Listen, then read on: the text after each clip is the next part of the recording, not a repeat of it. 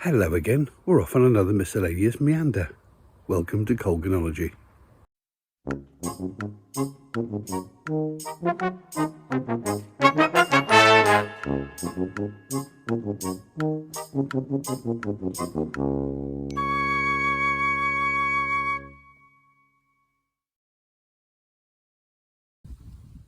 More earthballs. There seem to be a lot of them around this year. A lot of them. I've seen people on some forum say, oh, are these truffles? No, they're definitely not truffles. Even though they look blackish blue inside, when you break them open, they are poisonous. Definitely not truffles. Oh, it looks like someone's had that thought already. There's one here that they've broken open. You can see the interior, can't you? It's pretty awful. Oh, and there's more here, look, just down by my feet. I hadn't even noticed.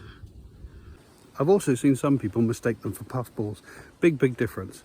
Puffballs have white flesh all the way through. The same sort of colour white that you get from mushrooms you buy in the supermarket. And if they're not white all the way through, just avoid. So yes, puffballs and earthballs kind of superficially look similar.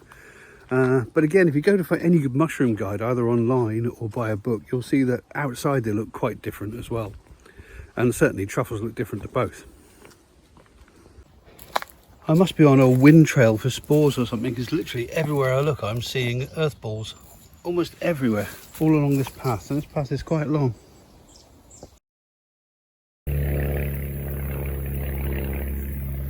Noisy. As I said in a previous video, every forager has their favourite spots. This is my favourite Hawthorne, because it is just absolutely loaded with haws. Look at them all. I mean, there are countless haws on here, so that's going to be exceptionally good picking. The birds are having some of them away already, but yeah, what a good crop this year. Good for berries this year, not so good for soft fruits from what I've seen, but really good for berries this year. Although technically these are pomes because they're related to apples. Very easy to identify, because if you look at the end, there's this little star-shaped hole at the end, this little star-shaped leaf and a hole on the end, and inside there's one big stone, one big pip inside. There's not much flesh on them, and they taste okay. They taste a bit like a sort of slightly gone over apple, but again, in terms of content, padding out your hedgerow jellies and jams, and in terms of pectin, very useful. I'm just going to show you this Blackthorn a minute to make a point. All will become clear in a minute. But as you can see, you know, it's very leafy. There are a few sloes you can see in amongst them, but nothing particularly stand out or impressive, and you've got to look for them to find the sloes. And that's a normal hawthorn tree. So these are the sort of the number of haws you expect to see on a hawthorn. So you can see now how exceptional that hawthorn was back there.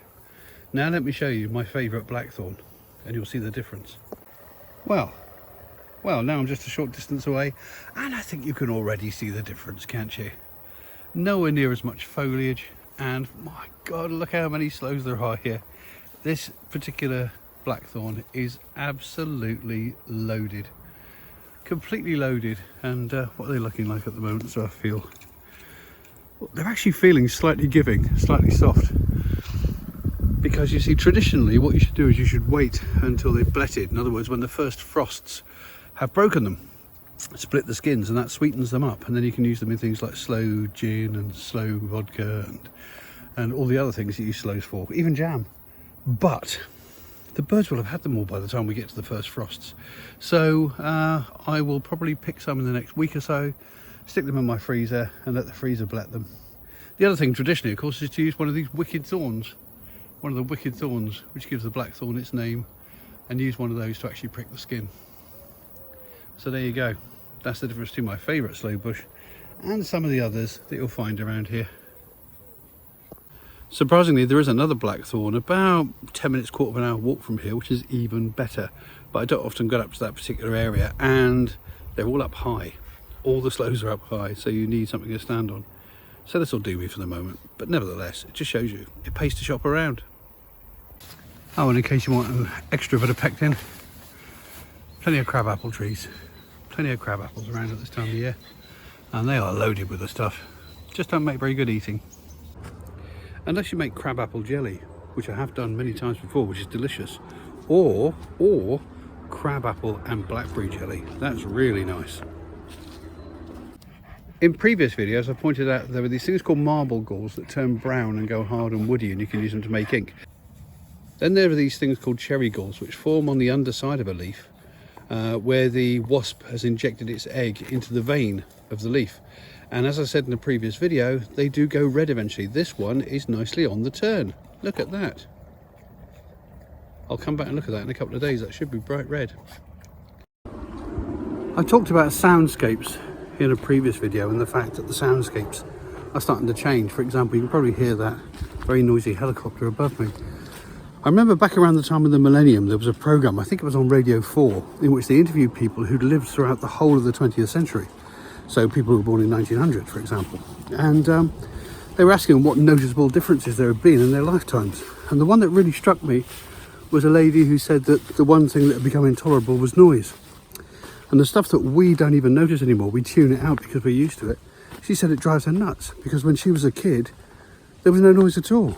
You know, there were no noisy airplanes in the sky, there wasn't much traffic. It was a completely different world. There was one particular story she told about how her dad had worked in a factory, and they invited the boss round to their house for dinner, and their boss was the first person, or pretty much the first person in Shrewsbury, to actually own a car. And what the boss said to them, this is absolutely true, because he lived right on the other side of the city, right on the other side.